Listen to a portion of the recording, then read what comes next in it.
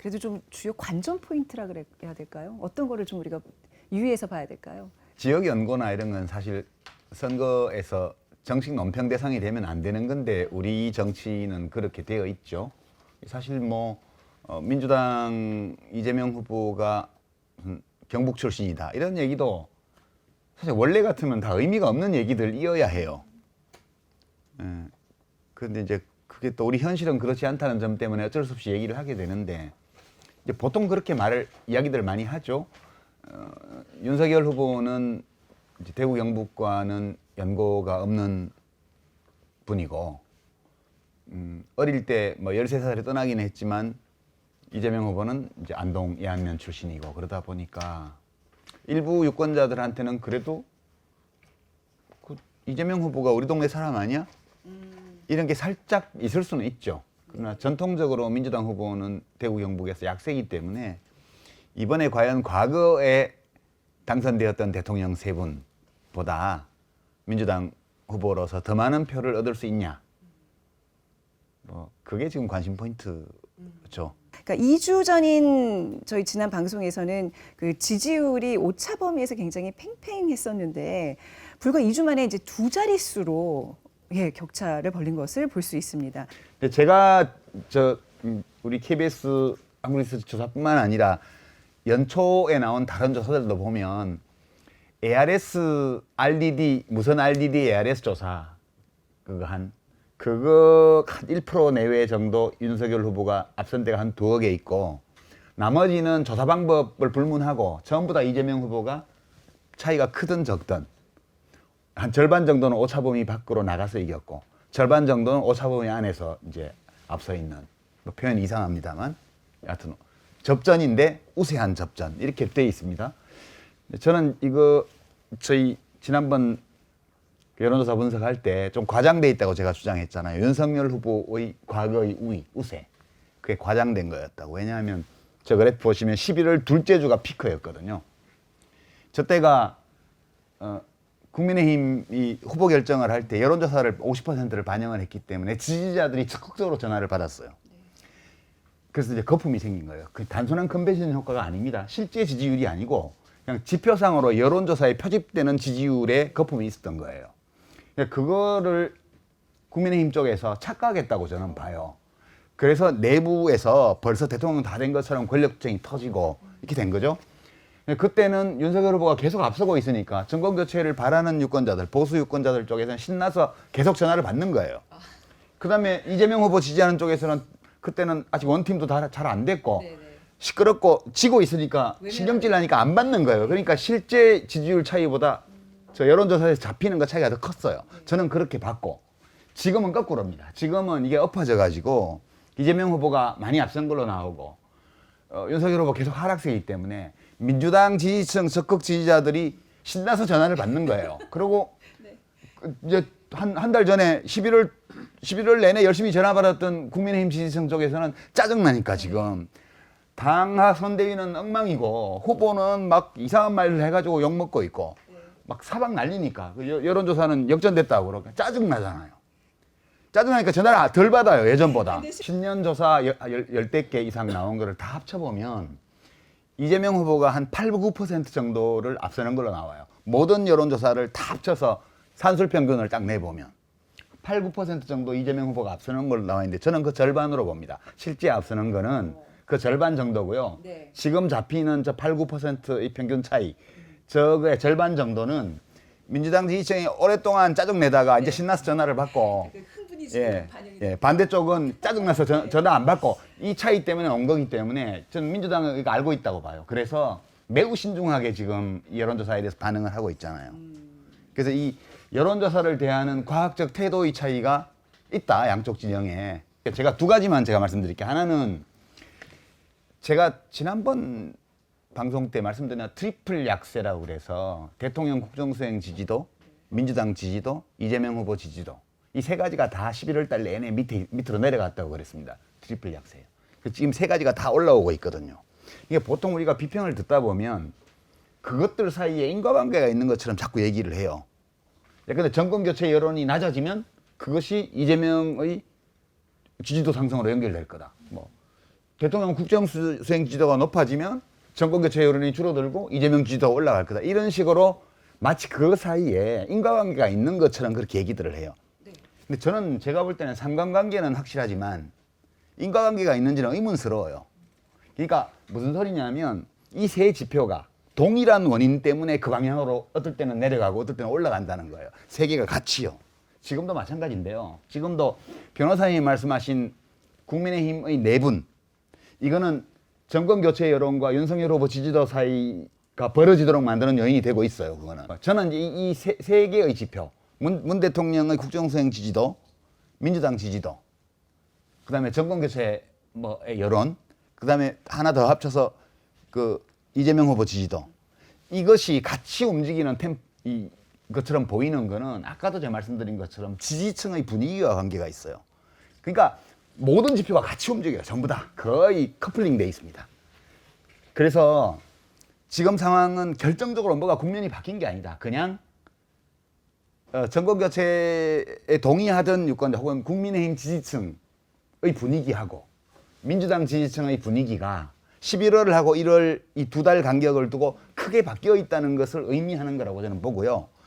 두 번째 쟁점, 정책에 관한 문제를 보면 제가 지난번 방송 때 인물의 우위, 그다음에 정권 교체 여론의 강세, 이 두 개가 작용을 해서 이제 빅2의 지지율이 비슷하게 붙어 있다고 말씀드렸고 정책이 어느 한쪽으로 기울어지게 할 거다 그렇게 제가 이제 전망을 했습니다. 지금 소확행 공약을 비롯해서 이 다주택자 양도세 중과세 유예 문제에 이르기까지 이재명 후보가 지금 하고 있는 거는 진짜 정확하게 타겟팅을 하고 있어요. 그냥 정권 심판 이건 거대 담론이고요. 그냥 당신에게 이익을 드릴게요 라고 말을 하면서 정확하게 몇 명 정도의 유권자가 거기에 해당되는지를 가늠할 수 있는 작은 정책들을 계속 내놓고 있고, 이거는 미국을 벤치마킹한 거라기보다는 미국 선거를 이재명 후보의 캐릭터가 그래요. 이재명 후보의 캐릭터가 진짜 과제 중심형이기 때문에 원래부터가 하나의 설계도를 가지고 강론을 가지고 정책을 내놓는 스타일이 아니고 사람들이 요구를 하면 들어보고 그게 가능할 것 같으면 그냥 하는 스타일이에요. 그러니까 민주당의 선대위가 이재명 후보의 캐릭터를 그냥 받아들여서 자기들에게 맞는 그 정책 대응을 이제 낸 거고요. 다주택자 양도세 중과 유예 같은 경우도 사실은 그게 양도세를 면제해 주는 게 아니고 1주택자보다 그 특정 규제 지역에 다주택을 가지고 있는 경우에 20%, 50% 이렇게 중과세하는 부분만 빼주겠다는 거예요. 1년 동안. 앞에 6개월은 다 빼주고 그 다음 3개월은 이제 4분의 1 빼주고 반 빼주고 그 다음 3개월은 4분의 1 빼주고 1년 지나면 다시 다 물리고 이건데 이 정책의 효과가 없으면 그만이에요. 부작용은 없어요. 사람들이 아무도 집 안 팔면 아무 효과가 없는 거고 아무 부작용이 없습니다. 지금 제도 그대로 가는 거니까. 만약 효과가 있으면 그러면 사람들이 내가 지금 이 규제 지역에 집이 너무 많으니까 좀 팔겠어. 이러면 단기간에 주택시장의 공급 수요가 늘어날 수 있으니까 이 유예 효과가 있는 거다. 그러니까 크게 실패한다고 해서 해낼 게 없는 사업이에요. 효과가 어떨지는 아무도 알 수가 없는데 그게 논쟁이 되고 있는 것만으로 대통령 후보의 위상은 높아가는 거예요. 이게 이런 식으로 민주당이 지금 해나가고 있고, 반면에 이제 국민의힘 쪽에서는 선대위가 아주 아수라장이 돼 있는 이런 데니까 차이가 벌어지는 거죠. 이 지금 모발 문제만 하더라도 신난다 이재명 이게 지금 그냥 재미있어서 사람들이 얘기를 하는 거예요. 공약이 아니고요. 공약 후보입니다. 지금 정확하게 워딩이 그렇게 나왔습니다. 원래 이 과정을 보면 이재명 후보가 굉장히 합리적인 사람인 걸 알 수가 있어요. 30대의 어떤 탈모증을 앓고 있는 청년이 이거 한 달에 6만 원씩 막 드니까 부담이 된다. 그러니까 그거 그러면 소확행 후보 공약으로 일단 소확행 공약 후보로 일단 채택하겠습니다. 그래서 후보로 만들었고요. 그다음에 지금 모발 이식을 보험을 하겠다는 게 아니고요. 아직 그 내용은 안 나왔어요. 다만 이 탈모증이 상당히 심각한 문제니까 이 문제에 대해서 건보에서 급여를 할 수 있는지 여부를 검토하겠다고 얘기를 했습니다. 그걸 어디까지 할지 아직 모르고요. 그러니까 이게 공약이라는 게 그렇게 막 무슨 우리 베네수엘라 얘기를 자꾸 보수 쪽에서 하는데 우리나라 베네수엘라 아니거든요. 그러니까 공약을 그렇게 무식하게 하지 않습니다. 모발이식 다 건보를 해드릴게요. 그렇게 안 합니다. 그렇고요. 그다음에 재정 문제는 안철수 후보가 그 문제 제기를 했는데 따로 예산이 필요한 게 아니고 건보에서 하는 거예요 하면 그리고 이제 건보 적립금이 2024년 되면 고갈될 거라고 얘기했는데 원래 적립금이 있으면 안 돼요. 건보는 있을 필요가 없어요. 그냥 그 지급을 위해서 한 석 달치 정도의 그 지급 가능 이제 지급금만 갖고 있으면 되는 거예요. 근데 왜 남았냐 하면 왜 남았냐 하면 이명박 대통령하고 박근혜 대통령 때 그 건보 혜택을 많이 줄여가지고요. 그때 돈이 쌓였고요.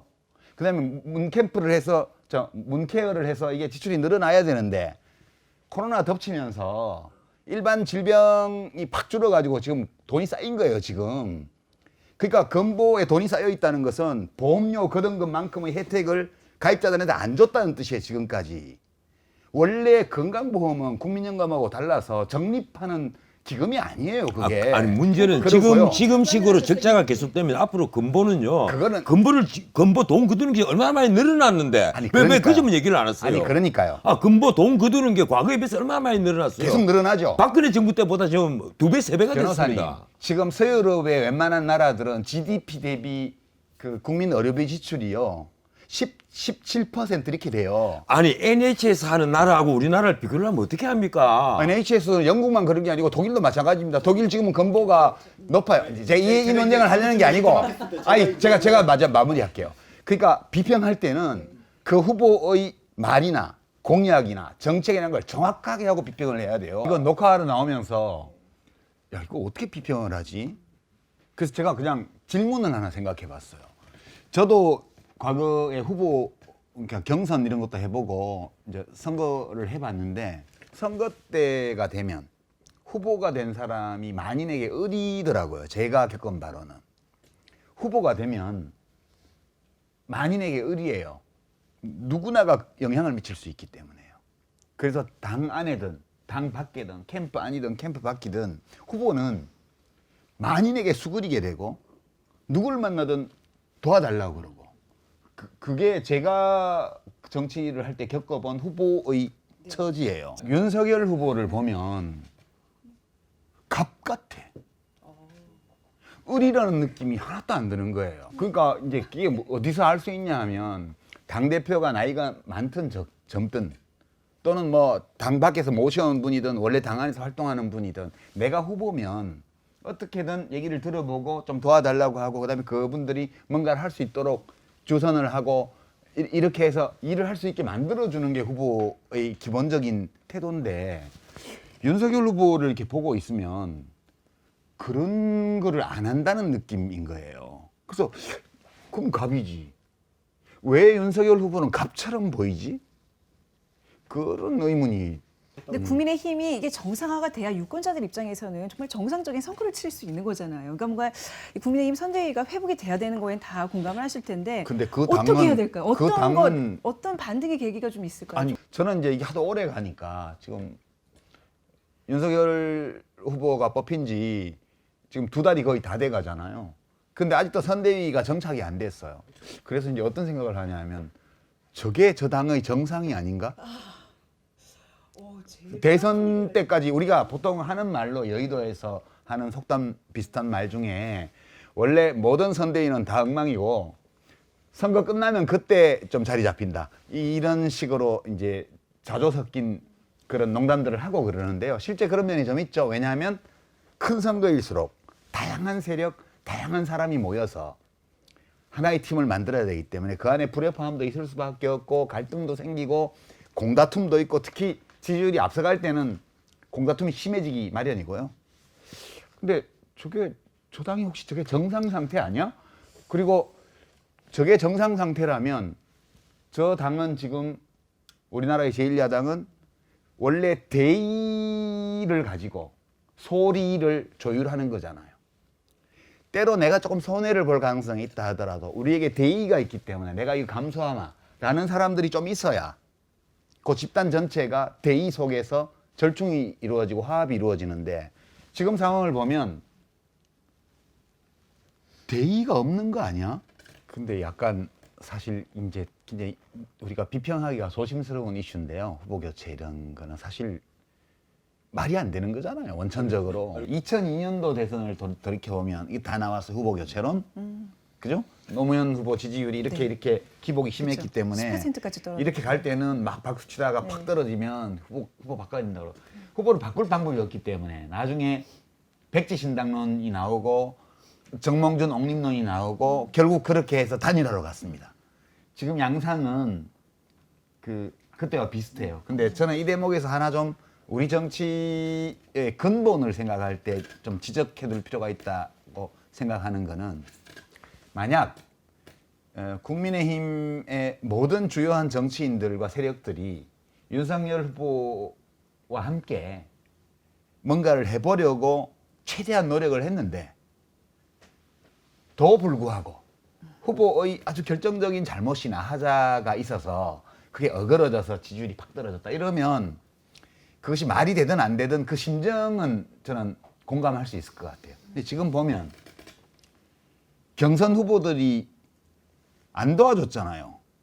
유승민 의원은 어디 갔는지 보이지도 않죠? 유승민 경선 후보는.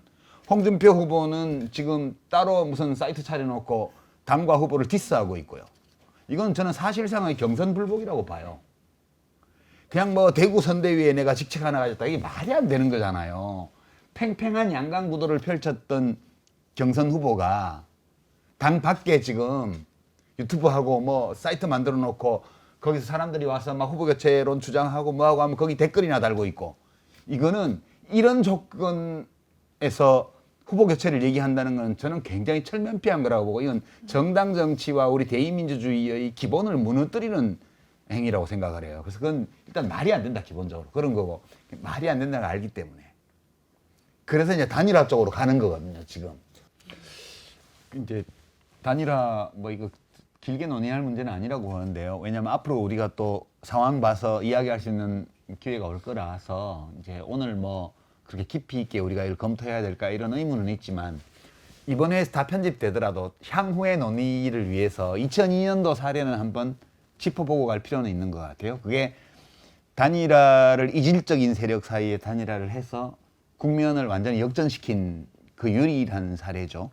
DJP 연합은 사실은 이 시니어와 주니어가 있는 그런 이제 불균등한 단일화였고요. 연합이었죠. 그거는 이제 경선 단일화를 해서 성공한 사례가 2002년이 유일한데 제가 돌이켜 보면 이제 노무현 후보가 3등이었어요. 그러니까 제 집권당의 후보가 그 단일화를 결단했을 때 3등이었어요. 그 점을 아까 지적하신 거죠.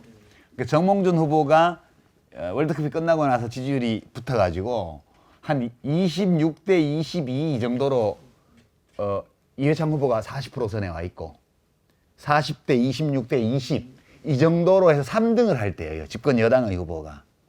근데 이제 언제 어느 타이밍에 단일화를 결단을 했냐 하면 그날 두 군데 언론사의 여론조사에서 이회창 후보가 40%를 넘어간 날 저녁이었어요. 그날 이제 전남 순천에 선거유세차 노무현 후보가 가 있었는데 그 보고를 딱 받고 나서 나중에 얘기를 하시더라고요. 왜 그날 그러셨냐 여쭤봤더니 두 군데 여론조사가 이회창 후보가 40%를 넘어섰다. 그럼 이제 이게 대세론이기 때문에 그러면 이 선거는 이길 수 있는 확률이 제로다. 이렇게 3파전을 치러갖고는. 그러니까 단일화를 해도 이긴다는 보장은 없지만 단일화를 하지 않으면 0%. 그 다음에 단일화를 하면 단일화에서 단일 후보가 될 확률 50%. 그렇게 해서 이길 확률 50%. 이렇게 합치니까 25%의 승률이 있는 거예요. 단일화를 하면. 그게 0%와 25% 사이의 선택이었기 때문에 그날 밤에 결정을 한 거다. 그리고 그 다음날 새벽에 아침에 발표를 한 거죠. 그리고 약 한 3% 정도 지지율이 뒤진 조건에서 단일화 토론을 하고 여론조사를 했는데 이겼잖아요.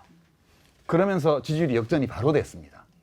근데 그렇게 역전이 된 거는 반 이회창 정서가 워낙 강했어요, 그때.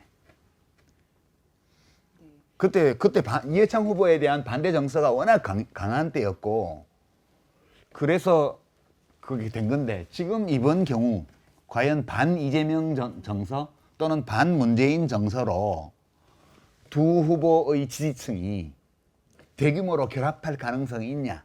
이 점에 대해서야 저는 약간 의문부호가 따라붙는 거 아니냐. 18대 대선 때 박근혜 후보가 80%의 지지율을 받았더라고요, 이때요. 그거에 비하면 지금 윤석열 후보의 40%는 조금 낮다고 얘기를 봐야 되겠죠. 이제 민주당 소속의 당선자가 지금까지 3번 있었잖아요. 근데 그 중에서 대구 경북에서 가장 높은 득표율을 기록한 후보는 5년 전에 문재인 후보가 21.7% 정도를 대구 경북에서 거의 똑같이 받았습니다. 근데 그게 전국 평균 득표의 딱 절반 정도 수준이었거든요. 지금 이 조사에서도 보면 대선 후보 지지도 면에서 이재명 후보가 전국 평균 39.1, 대구 경북의 21.3, 절반보다 살짝 더 받았죠. 이제 이게 실제 그러면 그 득표를 예컨대 뭐 한 당선권 이렇게 얘기하면 우리가 한 45%는 받아야 당선권으로 보니까 이 비율로 받는다면 한 24% 정도 받게 되겠죠. 그러니까 추세상 보면 지금까지 민주당 후보보다 좀 더 받으리라는 것은 예측할 수 있고요. 다만 이제 30%까지 갈 수 있냐 이 문제는 저기 지금 정권 교체 위해 야당 후보 지지가 압도적으로 높지만 모름무응답 여기가 스윙보터가 10% 정도 있잖아요. 그리고 약간 이게 이재명 후보 자신이 의도적으로 이걸 노력을 해서 된 건 아닌데 상당히 오랜 기간 동안 이재명 후보는 친노 친문이 아니어서 친노 친문 핵심하고 갈등이 많다. 거기서 배척당한다. 이 얘기를 몇 년간 들었습니다. 그리고 지금도 여권 내 갈등을 유발하기 위해서 야당 쪽에서 이제 그런 캠페인도 꽤 많이 하죠. 그 청와대하고 갈등이 있다. 보수 언론 쪽에서도 그걸 굉장히 부풀려서 얘기를 해요. 이게 원래는 이재명 후보에게 데미지를 주기 위해서 하는 캠페인인데 저렇게 정권 교체 여론이 높은 조건에서는 거꾸로 역효과가 날 수도 있습니다. 응? 이재명이 문재인하고 같은 편 아니야?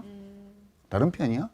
이런 착각을 유발한다는 거죠. 그래서 저는 이게 좀 묘하게 역설적인 건데 이재명 후보에게는 그냥 민주당 정부가 연속된다는 것과는 조금 결이 다른 어떤 면이 실제 있는 것이든 아니면 언론을 통해서 이게 조장된 것이든 그런 것이 느껴지기 때문에 쉽지는 않겠지만 30%까지 가는 게 수월하지는 않겠으나 그래도 그걸 목표로 한번 세울 만은 한 상황 아닌가 지금?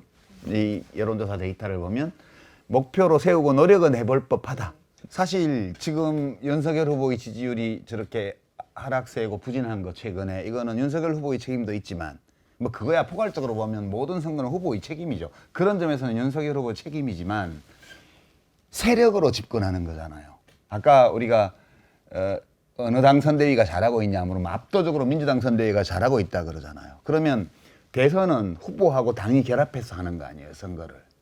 근데 지금 의문이 제기되는 게 윤석열 후보가 대통령 후보로서 역량이 충분한가라는 의문? 이것만 있는 게 아니고 저 당에 정권 다시 줘도 돼?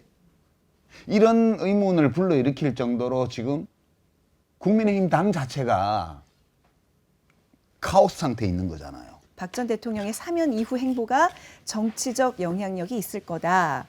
정치적 영향력이 없을 거다. 사실 두 의견이 오차 범위 내 비슷하게 나왔습니다. 그리고 TK 지역 결과도 보면요.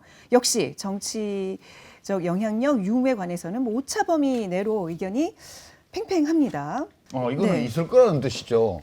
우선 이 사면이 대선에 어떤 영향을 미칠까에 대해서는 저는 잘 모르겠어요. 뭐 직접적인 영향은 별로 없을 것 같다는 게 저희 그냥 감각적인 판단이고요. 왜냐하면 박근혜 대통령의 석방을 열렬히 원했던 시민들의 경우는 확고하게 국민의힘 지지층이에요. 그러니까 가장 열렬하게 박근혜 대통령의 석방을 반기는 분들은 거의 민주당을 찍을 가능성이 없는 분들이세요. 그다음에 이제 민주당 지지층에서는 반대가 되게 높아요. 이 잘못된 일이라는 게. 그러니까 문 대통령이 자기 지지층의 의사에 반하는 결정을 한 거거든요, 지금. 그것도 대선을 2달 앞두고. 그리고 문 대통령의 성격상 대선에 영향을 줄 만한 행위를 대선 국면에서 안 하려고 하시는 분이세요. 그런 걸 하는 분이 아니세요, 기본적으로. 그래서 이 건은 대선에 대한 영향력이나 이런 것들을 고려하거나 어떤 의도를 가지고 했다고 보기에는 시기적으로 너무 안 맞아요, 문 대통령 성격하고. 그래서 저는 뭐 내용은 잘 모르지만 여하튼 보통 추측하기로는 이제 민주당, 범민주당 쪽 입장에서 보면 박근혜 대통령에 대해서는 그분의 제일 큰 죄는 대통령이 된 거 아니냐, 대통령이 됐다는 거.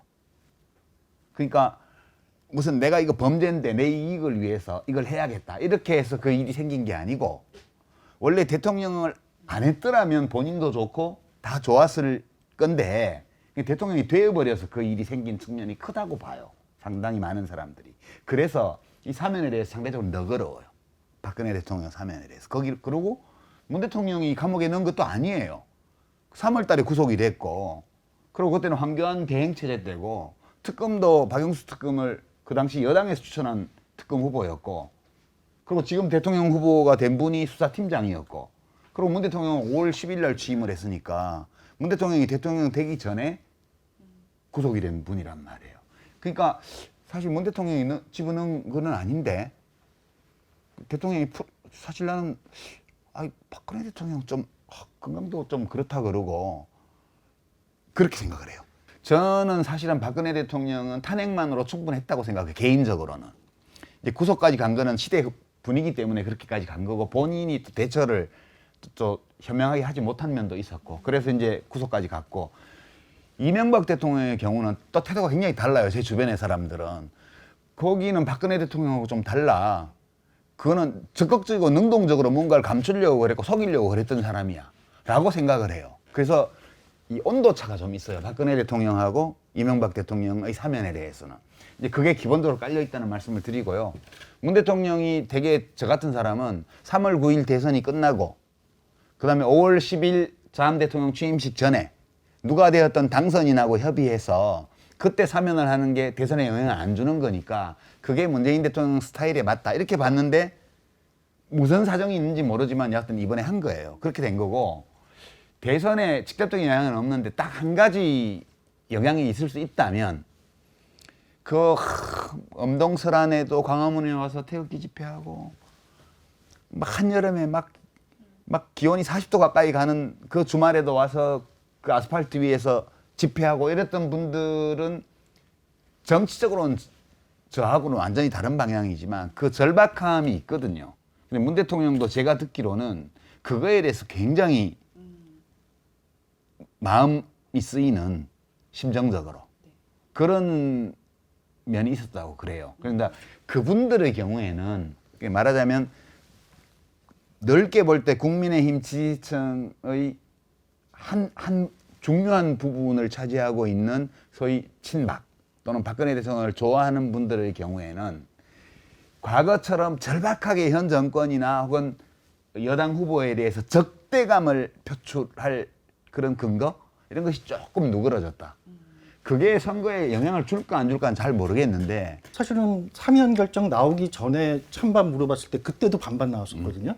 그런데 하고 나니까 잘했다는 결정이 거의 60%에 가깝게 바뀌더라고요. 그거는 이유가 있죠. 그건 왜냐하면 문재인 대통령 지지하는 분들이 반대 입장을 지속적으로 표명해 왔는데, 대통령이 자기가 지지하는 대통령이 내가 반대하는 사면을 해버렸잖아요. 그러면 그걸 계속 반대하려면 대통령하고 대척점에 써야 돼요. 이게 부담스럽거든. 그러니까 내가 지지하는 대통령이 한 거니까 뭐 안 됐을 때 내가 말하는 건 모르겠는데, 이미 한 걸 지금 와서 뭐라고 그래? 에이, 잘하셨어. 근데 뭐 우리는 지금 사실 박근혜 대통령의 여러 이제 상태나 내면이나 어떤 의도나 이런 것들을 직접 알 수가 없고, 유일하게 접촉하는 유영하 변호사의 말을 미루어서 그 말 듣고 미루어 여러 가지 짐작할 수밖에 없는 이런 조건이거든요. 그러니까 지금 사실 논평하기 어려운데, 저는 사실은 뭐 박근혜 대통령이 선거에 영향을 미칠 만한 말을 하지 않을 거다 그렇게 보고요. 해도 영향이 없을 거다 그렇게. 저는 토론의 리스크가 훨씬 높다고 봐요. 지금까지 토론을 피해온 것은 욕은 좀 먹더라도 지금까지는 괜찮았다. 그동안에 이제 얼마나 준비가 됐을지는 모르겠는데 토론이 되게 승패를 바꾸기 어려울 때도 있는데 토론으로 승패가 많이 갈라진 사례도 많아요. 그러니까 TV 토론에서 뭘 보냐 하면 사람들이 그 뒤에서 소위 이제 변호사님이 스핀 닥터 그 맨날 하시는데 홍보 전문가들이 앉아가지고 후보를 이리저리 코치하죠.